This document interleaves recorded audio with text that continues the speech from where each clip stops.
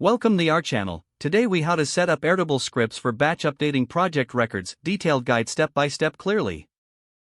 To start, open your Airtable base where your project records are housed. Select the Automations tab from the upper right menu. Click on Create an Automation to begin setting up your batch update process. Choose the trigger for your automation. For example, select when a record is updated if you want the script to run automatically after a specific field is changed. Next, select a record from your project table that will serve as your trigger. After confirming your trigger, click Add an Action. From the Action menu, choose Run a Script.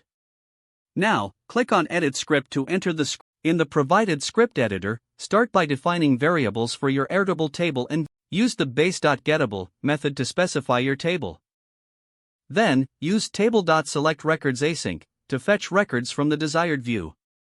Next, write a loop to process each record that needs to be updated. Inside the loop, specify the fields you want to update and set their new values. Utilize the table.updateRecordAsync method to apply changes to each record. Make sure to handle any errors using try-catch blocks for smooth execution. After completing your script, click the Run button to test its functionality.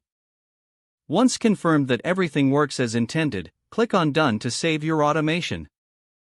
To finalize, turn on the automation by toggling the switch in the upper right corner of the screen. Your Airtable scripts are now set up for batch updating project records.